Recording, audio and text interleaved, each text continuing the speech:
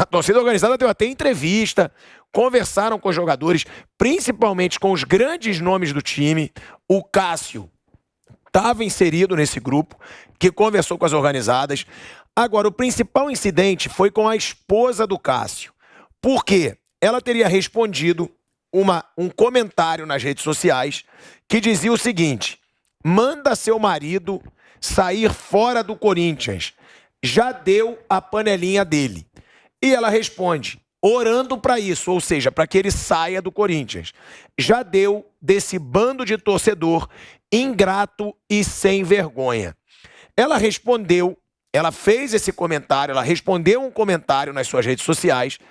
E aí depois o mais lamentável, a gente tem o áudio aqui, um áudio que foi vazado de eu não chamo nem de torcedor, um bandido, falando sobre a situação da esposa do Cássio, perguntando onde ela vai na academia, onde ela malha. E aí os áudios são assustadores.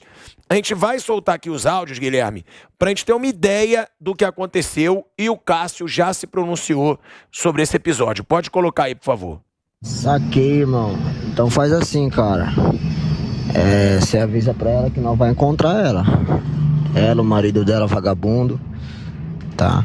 Aqui não tem fã de Cássio não, tá, irmão? Isso aí foi só uma... tá ligado? E é o seguinte, quando nós encontrar, nós vai esculachar. Você entendeu? O recado tá dado. Nós tá na caça. Ou pede pra sair ou tá ligado. Você entendeu, meu parceiro? Pode mostrar pra essa p*** aí, essa Maria Chuteira que tá usando o dinheiro do nosso Corinthians. Entendeu? Que agora o chicote vai estralar. Entendeu? Esse vagabundo pede pra sair, tá? Ou a coisa vai ficar mais embaixo aí. Você entendeu? Pode mostrar aí, filho. Pode mostrar essa p***. E esse daí é o recado que nós tá dando aí. Você entendeu? Forte abraço. É questão de tempo. Não sei o que nós vai fazer. Matar eu não sei. Entendeu? Mas nós vai achar e esculachar. E pode avisar que nós tá fechado com o português aí. Entendeu, filho? Nós tá fechado é com o português, não é com o vagabundo paneleiro não. Você tá entendendo? Esse recado vale pra todos aí. Pra todos. Pra todos. Nós tá na caça. Mas melhor nós encontramos. Relaxa. O recado vale pra todos. Você entendeu, fião? Já pode repassar aí que o do Gil nós já tá quase encontrando. Já tá? O do Gil já tá quase no pente já. Tá bom, filhão? Relaxa. Mas o principal é desse vagabundo aí. Tá? O principal é desse vagabundo do Cássio. Bom? Então fique em paz aí, filhão. Nada contra você, nada contra a sua pessoa aí, entendeu, mano? Mas a caminhada é essa. Agora, cara, é marginal o que tá falando aí. Manda uma foto de uma arma, ele mandou uma arma, inclusive nessa conversa, fala, não sei se vai ser negócio, não sei se vai matar, não sei o que vai ser, mas a gente vai dar uma pressão. Mauro, a gente sempre fala aqui, né, sobre essa situação de torcedor, como o Piperno levantou. Não tem prisão, não tem... As pessoas ameaçam, as pessoas seguem jogador, as pessoas ameaçam o jogador pessoalmente. Vão em porta de boate onde está jogador, cercam o jogador, chutam um carro de jogador. A gente vai esperar o quê? Aconteceu um dia uma tragédia com um jogador de futebol para a justiça fazer alguma coisa? Porque uma situação dessa é uma ameaça clara. Cabe uma prisão para um cidadão desse? Eu já recebi também ameaças, já recebi no WhatsApp foto de armas. Eu fiz a mesma coisa que fez o Cássio. Fui na delegacia, prestei queixa. Certa ocasião foram 16 ou 17 foram lá para prestar queixa. Todos eles ficaram pianinhos, né? Quando chegaram diante da autoridade policial, eles ficaram assustados. Você pega os depoimentos, são todos ali, aí parou. Esse negócio parou. Isso porque os caras não concordavam com opiniões que eu emitia no meu trabalho, onde você pode simplesmente ignorar. Eu não jogo no time de alguém, né? Quando o jogador diz, eu torço para esse time, o cara joga, eu não gosto dele. O jornalista, você acompanha, ignora, me esquece? Não. Aconteceu isso comigo há pouco tempo atrás, alguns anos. Depois deu uma parada. O que o Cássio fez é perfeito, é o que ele tem que fazer. Ele tem que registrar queixa, se ele achar necessário identificar o elemento, processa, põe advogado, o que for. Não espera o clube, não. Pega e faz. E os companheiros têm que apoiar. É isso que tem que fazer. Que essa questão, realmente, como disse o Bruno, não é do futebol. Isso é do ambiente que a gente vive, né? As pessoas são ameaçadas por várias razões, por covardes, né? E esse tipo de coisa, evidentemente, só pode ser tratado como uma questão da justiça. E eu acho que é torcedor, sim. Torcedor não é um ser assim, um santo. Tem torcedor bom, torcedor ruim, torcedor violento, torcedor pacífico, torcedor que vai lá só para apoiar e torcedor que quer bater no jogador, quer ameaçar o jogador e a família do atleta.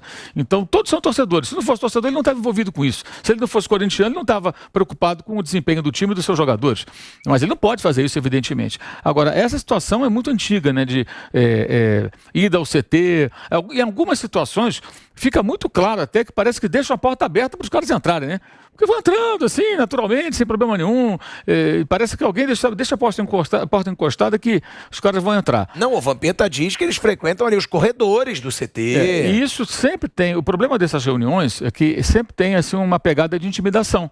O cara não vai lá para trocar uma ideia, tomar um café, conversar, não. Ele vai para falar, olha, vocês não estão jogando nada, a gente não está gostando e tal. E eu acho que se o torcedor organizado tem esse direito, porque ele acompanha o time, então os avulsos também deveriam ter, né?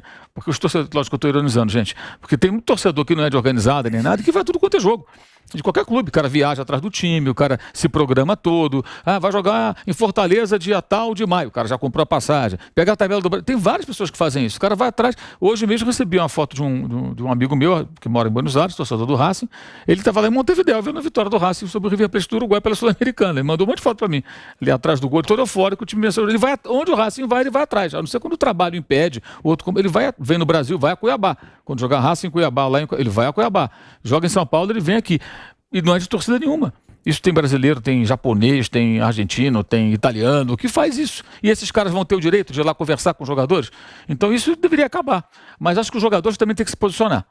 Eles podem coletivamente se posicionar, não são coitadinhos. Tem que se juntar e falar assim, a gente não quer conversar com ninguém. O clube tem que nos dar proteção. A gente não vai aceitar isso não tem sentido.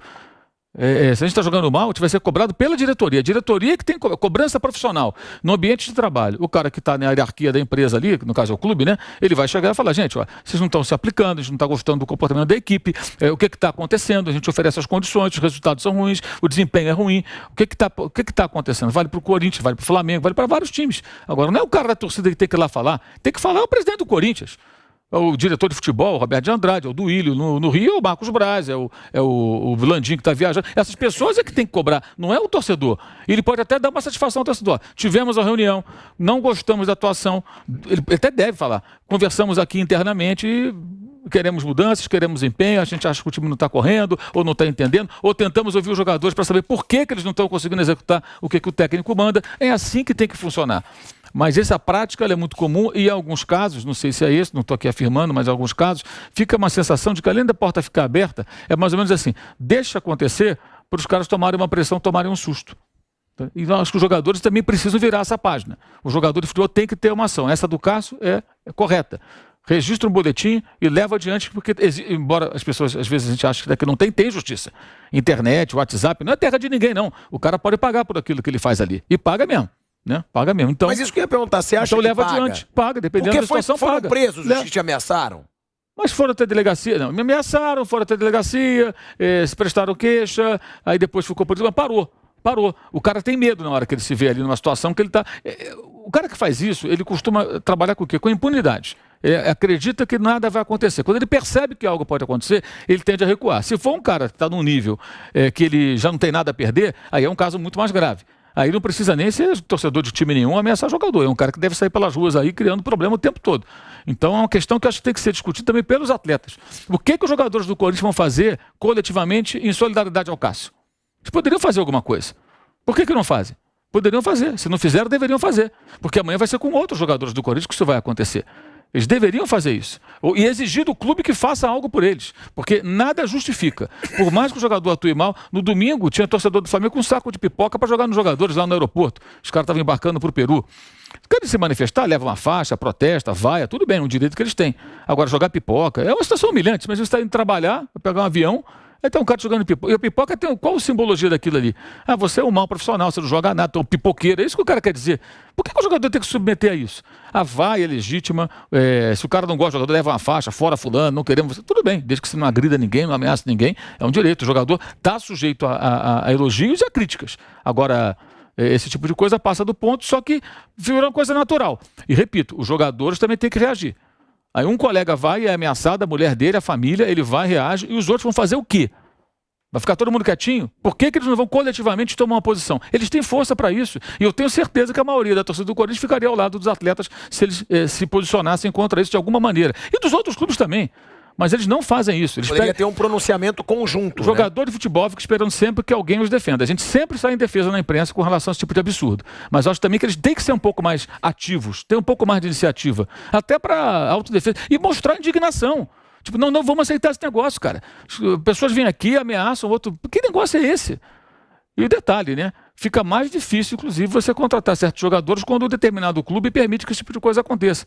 Porque os jogadores sempre se conversam, né? Você vai trazer um cara de fora, o cara fala, imagina o William. O cara jogava na Inglaterra, outro dia, no Chelsea, no Arsenal, grandes clubes do futebol europeu. De repente está convivendo com isso. O cara se acostumou já, nem sabia como é que era isso. E não é só no Brasil, não, né? Também acontece lá fora, né? O próprio Jorge Jesus corre lá dos caras do Sporting lá no CT em Portugal, quando treinava o time lá de Lisboa. Então não é uma exclusividade brasileira. Mas não importa, isso não pode acontecer. Mas eu acho 5 anos de cana. Exato. Mas eu acho que não é dessa forma. Porque hoje está virando moda, com as redes sociais, o torcedor ele sabe onde está o jogador e ele vai atrás. A gente viu casos de jogadores do Palmeiras, o Lucas Lima mesmo. Patrick de Paula. Patrick de Paula em saída de festas, sendo cercado por torcedor. A gente viu carro de jogador sendo chutado por torcedor. É uma situação que começa a ameaçar muito a segurança do jogador, que eu acho que na Europa não é tão assim. Sim, claro. Né? Claro. De você ser perseguido na rua. Eu não estou minimizando, só estou dizendo que esse tipo de coisa também acontece lá fora, talvez em escalas diferentes. Na Argentina acontecem coisas iguais ou piores do que aqui no Brasil. A questão é que eu acho que eles precisam começar a reagir. Não adianta assim deixar o colega que foi o mais atingido tomar uma atitude e todo mundo ficar em silêncio. Cara, são jogadores experientes, com currículo, bem resolvidos financeiramente, que já têm carreiras brilhantes aí, ficaram tanto tempo jogando até no exterior. Por que não fazem nada? Sabe, acho que deveriam fazer alguma coisa. E aí a gente vai apoiar, com certeza. Acho que a imprensa inteira vai apoiar e acho que a maioria dos torcedores vai apoiar. Porque eu não acredito que a maioria concorde com esse tipo de absurdo. De um camarada, de um áudio aí anônimo, sei lá o quê, ameaçando. E ameaçando de forma muito enfática. Mandando foto com arma em cima da bandeira do Aqui em São Corinthians. Paulo, em 2000, aconteceu isso no Corinthians também. Depois perdeu o Palmeiras, o Edilson pegou e falou, aqui eu não fico mais, tchau. O Cássio é um jogador histórico do clube. É um jogador que não faz sentido realmente. Ele pode falhar, como qualquer goleiro pode falhar e tudo mais, mas chamar o cara de vagabundo já é uma coisa de cabida. Mas isso é questão menor. Isso é coisa pequena, é uma ofensa descabida, claro, chamar o sujeito de vagabundo, até porque ele não é, longe disso. Mas é muito pouco perto do que da ameaça. É a questão agora da polícia. Agora o que acontece? A gente vive um país também de muita impunidade, essas pessoas trabalham muito em função disso. Você vê o caso lá da pedra, que ali foi atirada por torcedor do Internacional no ônibus do Grêmio. Aí 2 elementos lá foram detidos. Depois, não há provas de que foram eles e tudo, e ficou por isso mesmo. E a polícia não conseguiu identificar, não consegue saber quem é, quer dizer, também é complicado isso, né? Porque você não consegue identificar os caras. O que acontece a partir daí? E a gente tem um pouco de culpa também, porque quando acontece isso que o Bruno falou, que isso não é só no esporte, não, é em tudo. A imprensa, tradicionalmente, ignora os fatos relevantes depois que eles deixam de ser os mais recentes. Então acontece uma tragédia, agora tem uma outra tragédia maior. Então, vamos falar agora dessa nova tragédia. E assim vai. Todo dia 8, no mínimo, se eu não escrever no meu blog, se não tiver um fato novo, eu vou na minha rede social, eu lembro. Mais um mês que morreram 10 garotos no CT do Flamengo. Já são 30 e poucos meses, né? E ninguém foi preso, e ninguém foi acusado de nada, e ficou por isso mesmo. Todo mês eu faço questão de lembrar. Todo dia 8 eu faço questão de lembrar. Isso deixou de ser notícia, não sai mais nada na imprensa sobre esse assunto. Só quando acontece algum fato muito relevante. Isso tinha que ser lembrado sempre, gente. 10 garotos morreram queimados vivos dentro do CT. Estavam sob a responsabilidade de um clube de futebol. O clube é abstrato, o clube não vai prender o clube, não, mas o clube tem pessoas. Quem eram as pessoas responsáveis por aquilo? Quem deixou ficar daquele jeito? Isso é muito pior do que qualquer coisa que já aconteceu, além até do futebol. Uma tragédia terrível. E ficou por isso mesmo. Não aconteceu nada. Não tem quem tá respondendo isso na justiça, alguém foi detido, nada. Isso foi em 8 de fevereiro de 2019. 20, 21, 22. Então fez aí 36 meses. Março, 38 meses. Não acontece nada. E a gente não fala mais. Essas coisas têm que ser lembradas. Quem faz a suíte, como se diz no jargão jornalístico, da história da bomba na Bahia, ou da pedra em Porto Alegre? Quem está fazendo essa matéria hoje? Quem que está indo atrás para cavucar essa história? A gente não faz isso. A imprensa não faz o seu papel com relação... E isso acontece fora do futebol também. Fora do futebol também. Acho que a gente precisa fazer até uma autocrítica com relação a isso, porque acho que nós também nos omitimos em alguns momentos e devemos bater mais nessas teclas aí. Às vezes acontece um crime ou uma tragédia, a gente teve várias no Brasil que, falando da imprensa geral mesmo, que assim... Parece que a gente fala só enquanto dá audiência. Aí começa a cansar o assunto. Agora ninguém mais quer saber e pronto. E realmente, acaba um assunto atropelando o outro. A gente teve casos aí gravíssimos, né? Barragem que estourou e assassinato. Tem alguns assassinatos... alguns assassinatos aí que ganharam muito espaço na mídia por algum motivo. Tem assassinato todo dia. Alguns ganham mais destaque. Que depois, naquela semana, parece que é o assunto mais importante do mundo, mas uma semana depois ninguém quer saber mais. Então isso é complicado. E no mundo do futebol, que é menor, assim, e ainda não teve um assassinato, uma coisa assim mais grave, isso passa que tá chegando perto. Isso passa ainda mais fácil, assim, tá bom, já foi, já segue pro próximo. Semana que vem vai ser outro.